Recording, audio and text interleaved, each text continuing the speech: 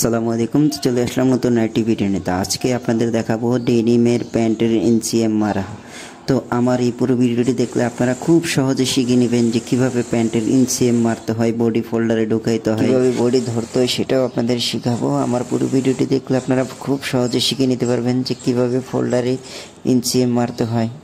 তো যদি আপনাদের ভিডিওটি ভালো লাগে অবশ্যই চ্যানেলটিকে সাবস্ক্রাইব করবেন নতুন নতুন ভিডিও আপলোড করার জন্য। তো চলেন আপনাদের শিখেও কীভাবে ফোল্ডারে বডি ঢোকাবেন। তো এখন আপনাদের দেখাবো আমি এই যে ফোল্ডারে আপনি নিচের পার্টটা যখন ঢোকাবেন তখন আপনার প্রথম আঙ্গুলটা দিয়ে চাপ দিয়ে ধরে রাখবেন ফোল্ডারের একবারে কিনারে। তো এখন দেখাবো যে উপরের পার্টটা কীভাবে ঢোকাবেন। প্রথম দুই আঙ্গুল দিয়ে উপরের পার্টটা একটু ভাঁজ করে ধরবেন, তারপরে আপনি যদি জাতা দেন মানে প্রেশারটা দেন তাহলে উপরের পার্টটা দিয়ে ঢুকে যাবে প্রথমে আমার আঙ্গুলটা দিয়ে।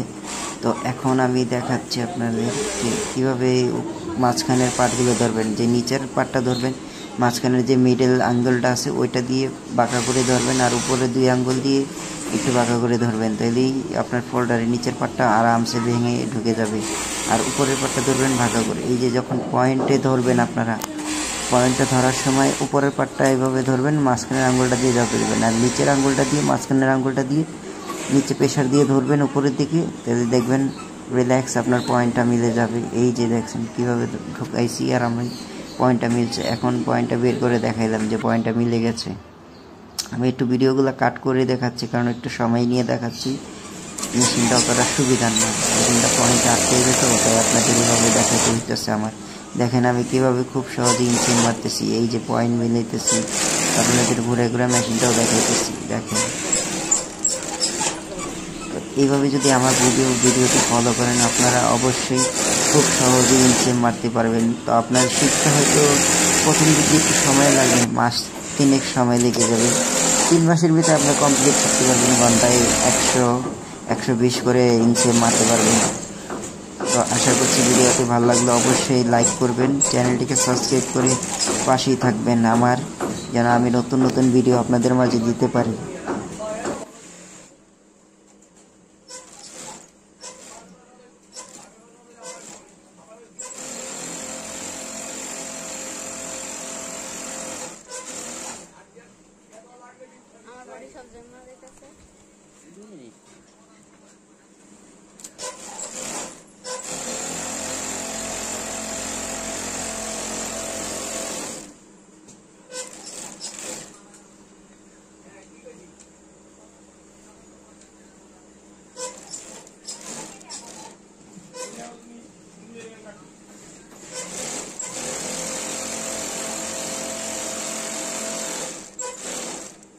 এমনি ধরে